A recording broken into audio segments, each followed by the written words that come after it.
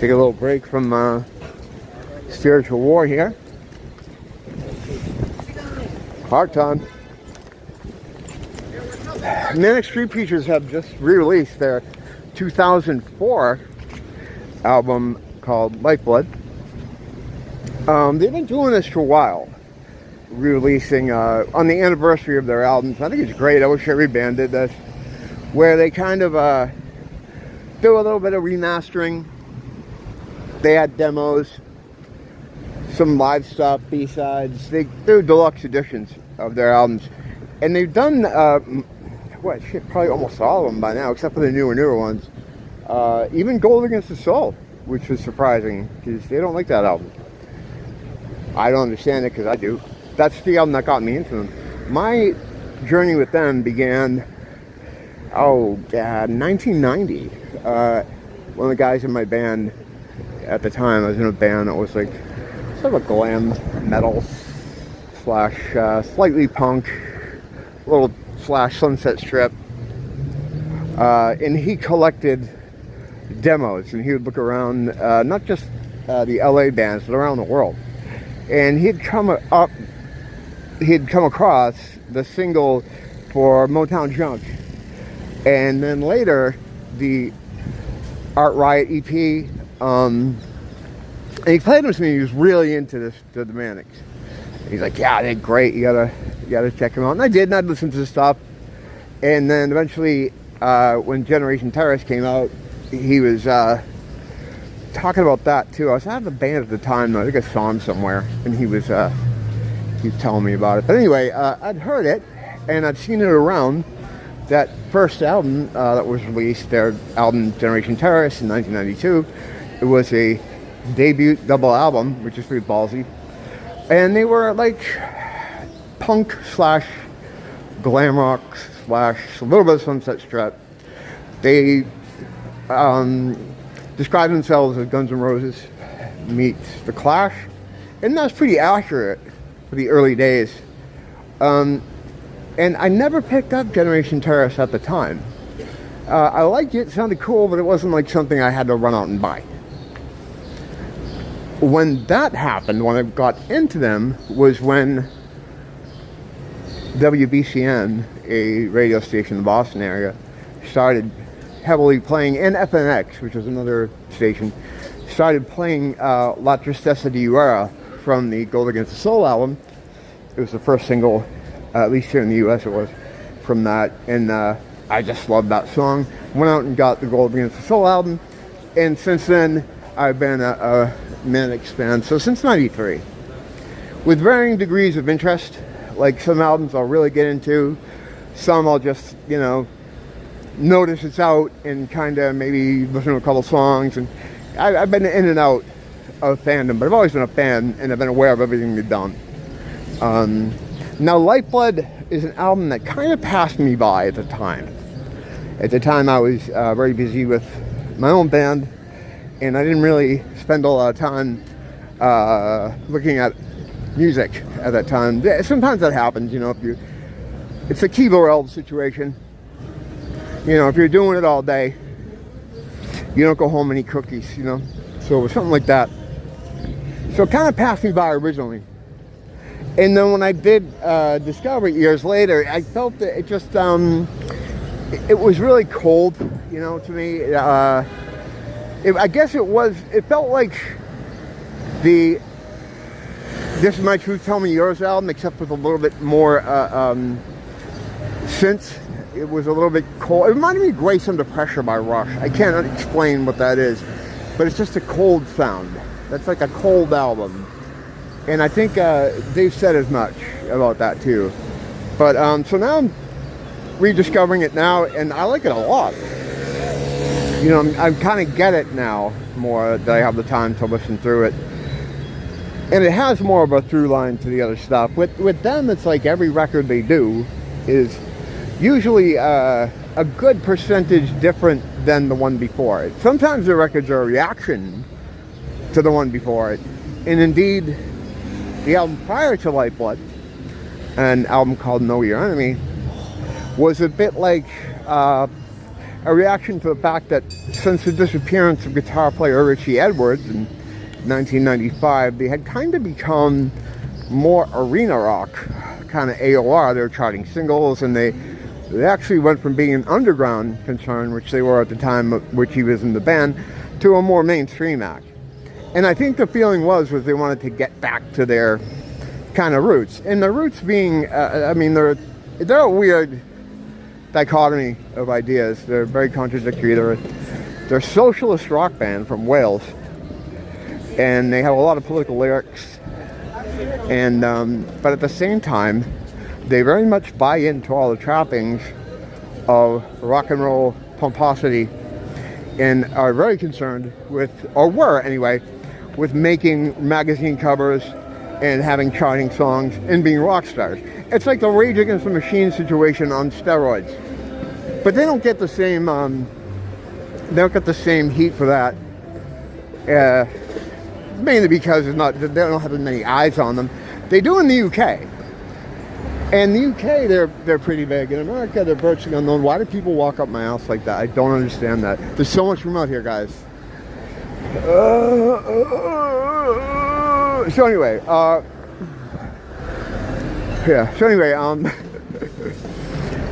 yeah, they're quite a contradictory proposition. They began, like I said earlier, as like a glam metal, pseudo Sunset Strip band with a lot more punk affectations, and that was the first album. And then they never really sounded like that again. On the second album, the one I got into, Gold Against the Soul, they went for a little bit of more grungy thing, because that was happening at the time. But it was more sort of mainstream, like the production job. I think the guy that did the first album was Steve Brown. What was his name? I'll put it up there. He produced the first two albums, and he took a lot of the edges off their sound. I felt like he kind of well, and that's what they were looking for. They wanted that big rock sound, but I think by Gold Against the Soul, they'd sort of more were gunning a bit more for mainstream. They had largely abandoned the sloganeering that they originally had when they started. They used to stencil provocative political terminology and things across their bodies with stencils. They wore a lot of makeup and all this other stuff. That kind of, they stopped doing that and kind of got a little bit more normal, or, you know, as normal as a socialist band from Glasgow. Not Glasgow, oh my God, from Wales. Did I say Glasgow before? Why am I confusing them with Gun? Entirely different proposition, but also great. Fuck, I love Gun too. They have a new album. I'll talk about that soon. But the, yeah, so they're always a weird thing. And I think in America, I mean, I think that the reason they didn't take off in America has a lot to do with their very first, the way they were introduced to the country. They didn't have good marketing over here. I guess Sony, which was their label in America, didn't really know what to do with them. And surprisingly, they're still on Sony now. Like when they first got signed to them, it was like there was an 8-album deal, which if you know a little bit about the music business, that's not good. Sounds impressive, but it's not. You don't want that. But yeah, they're still with Sony. And, you know, they do very well in Europe and in the UK and other markets. I'm talking hit singles, top 10 albums. And they do this while remaining virtually unknown in America. But to just touch on the Richie thing, Richie Edwards was sort of the leader of the band. He was the spokesman, the main focal point, the guy that came up with all our ideas, wrote all the lyrics, along with bassist Nicky Wire. They shared some lyric writing, I guess, but the main brain trust of lyrics was Richie. He disappeared in 1995 or 1994? Could have been the end of 94 going into 95. They're on the verge of an American tour. Richie just kind of disappeared. And even though he was sort of seen as a leader, he didn't really know how to play guitar. He was usually, and I know some Manic fans will protest, but I mean, show me the evidence of him fucking being plugged in. He was like the Sid Vicious type of character. He was very much image-wise the focal point and the spokesman, but he just really jumped around on stage with guitar. Anytime James Dean Bradfield, the main guitar player and singer of the band, anytime like his guitar would go out, you just hear nothing. You'd hear Nicky playing bass. That was about it. So he wasn't a musician really, in the sense that he made any contribution to music. So when he left the band, when he disappeared, the sound didn't change, or it didn't affect the sound changed, but his disappearance didn't affect the sound originally, because it was always really just the three guys, you know. So prior to him leaving the band was very much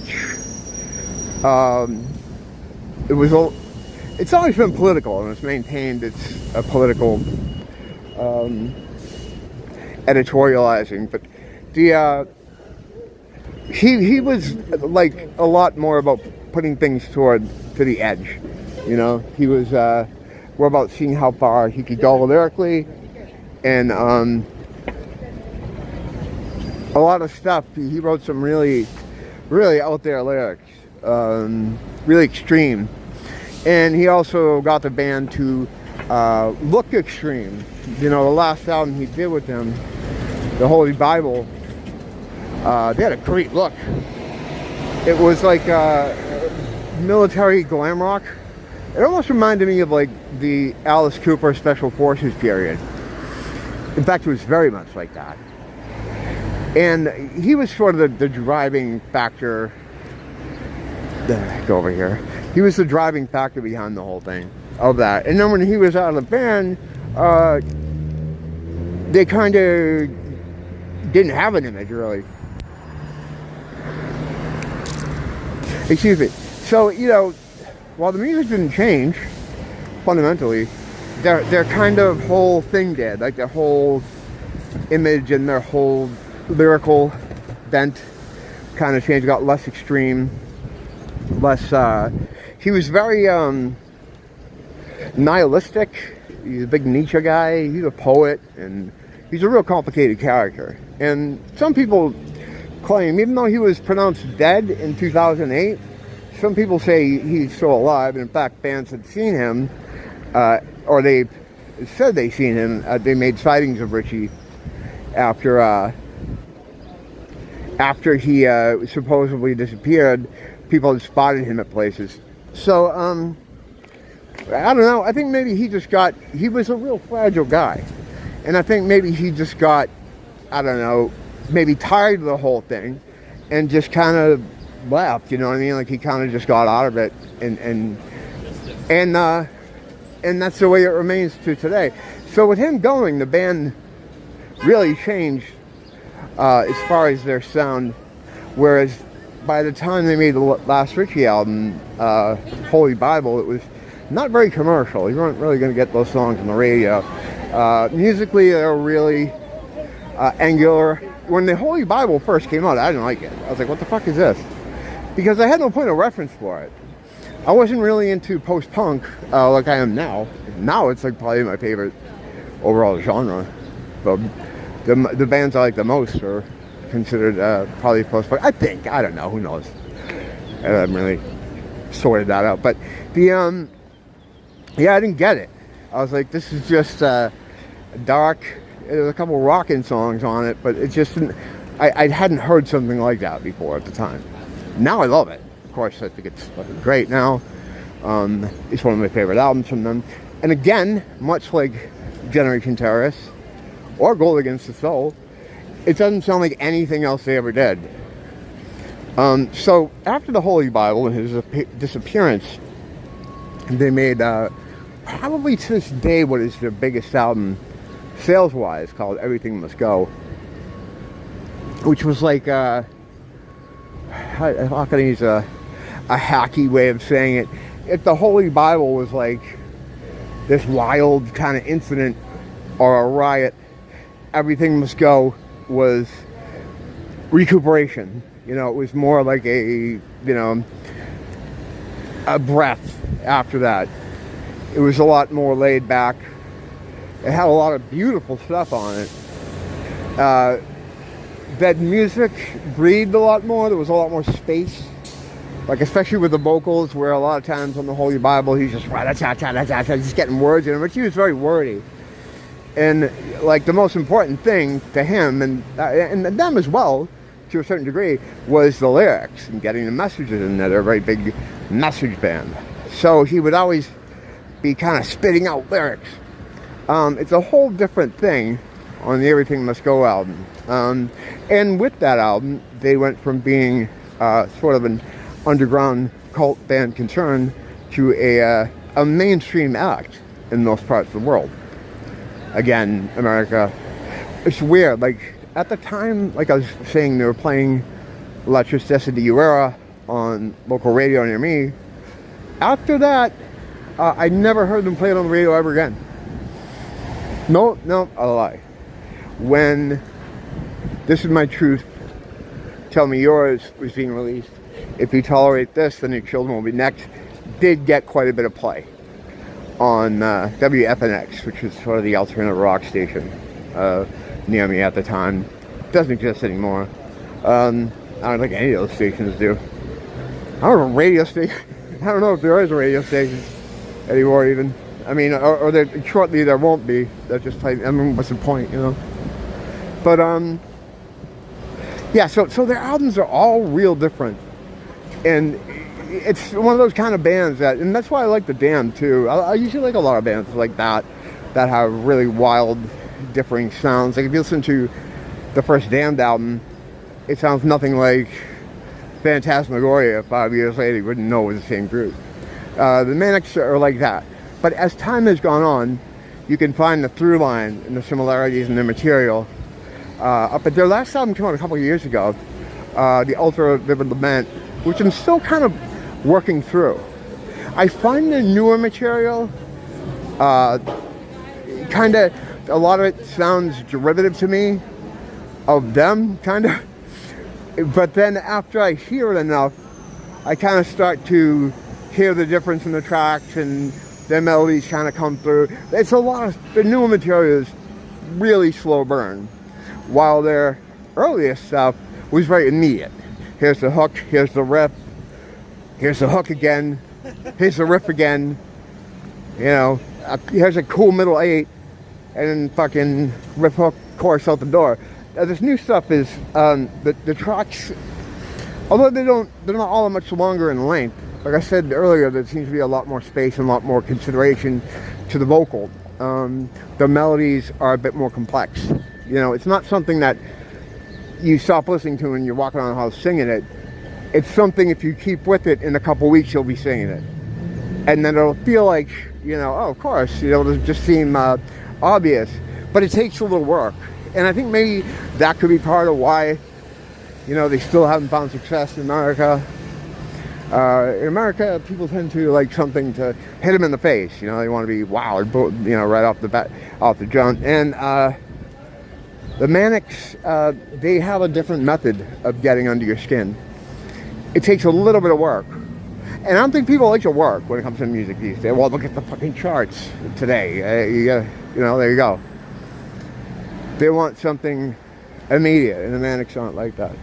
But famously, they stated that on before the release of their first album, Generation Terrorist, and it was tongue-in-cheek, but they, you know, repeated a lot. They said they were going to sell millions of copies of the first album. I think it was 16 million, and then they would break up. This is, of course, probably Richie's idea, because his idea was that they had never seen a band sacrifice themselves. Like he liked the idea of a group attaining massive mainstream success and then breaking up. Like, we don't want it, you know. That's very Richie. Now, would they have done that? I doubt it, you know, because once you get into a situation they got into and you're with a major label like Sony and, you know, people's jobs are on the line, they would have just, you know, the label would have replaced every one of those guys and put new people in there and just kept it going, because you have other people's livelihoods at stake then, especially if the album was to sell 16 million albums. That there's no way they would have been able to stop. It would have been over their dead bodies. And you know, no fucking pun intended. Well, we don't know if he's dead. I like to think he's out there somewhere, wandering around. But yeah, Lifeblood is, it's got the same kind of job that their other reissues gotten. I think it's 2 CD. Well, yeah, I was trying to remember if it was 2 or 3 CD. I think it's just 2 on the CD tip. The vinyl is probably 4, I'm imagining. And it has the Lifeblood album. I'm pretty sure it's remastered. Yeah, I'm going to say yes. I'm going to conclusively go on the record and say it's remastered. And it's got all the demos and the B-sides. Now, demos, I don't, you know, it used to be with me in bands and demos, I'd listen to them once out of curiosity and then never listen to them again. Now I don't even listen to them once. I don't have time for demos. I don't care. It's like, hey, this is the song when it wasn't good enough to go on an album and check it out. So, you know, I don't care where are we going? That road's a dead end. I mean, you know, I don't know, whatever, that's me. But I just B-sides. And the thing about B-sides, right, but there was less B-sides. I think there was some for Lifeblood, but by the time you get to the next album, Send Away the Tigers, I don't know what the B-side situation was, because singles in America are a completely different proposition. Rainbow, it's always a rainbow over there somewhere, usually over here, but there it is. A completely different proposition than in the UK. In the UK, even up until, I guess now it still happens sometimes, bands will release just a single. And you'll be able to get it in all different formats. And, well, normally 12-inch, right? And they'll put like 2, sometimes 3 extra tracks on it. You know, in the 90s, Oasis was really well known for putting great songs on the B-side. So Suede's the same way. Suede actually just did a tour with the Manics together. They toured the US too. I mean, they don't come out here. But then again, this isn't the US. But yeah, in America, you'd only see a single from an album if it was a song that was on the album. And most times, it would just be another song from the album on the B-side. And that's how it's always been in the US. It's just a different way of doing things. But if you live in the UK, you get a bunch of new songs. And sometimes, you know, releasing a single is like a legitimate release. In America, if you release a single, they'd be like, oh, well, when's the album coming out? Is this the first single? It would cause confusion.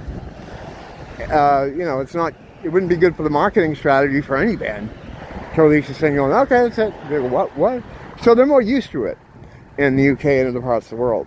So, long story short, Lifeblood has B-sides, but each release is going to have less as it goes on, because now, as everything's released kind of digitally is the main thing, they're all standardized, you know, so there's not so much of a difference in formats from territories, so the B-side thing is kind of gone the way of whatever goes away. And the Manics have a great B-side anthology called Lipstick Traces, which doesn't have all the B-sides, but it has most of the good ones. Most of the ones you want to. And then there's another one called Sleeping Next to Plastic. We also have a lot of B-sides and rarities and stuff. They have 2 compilations like that, which is definitely worth checking out. But if you're new to the band, what would you start with? Shit. I would get National Treasure. It's the greatest hits album. It's a double, but it gives you a good overview of the whole thing.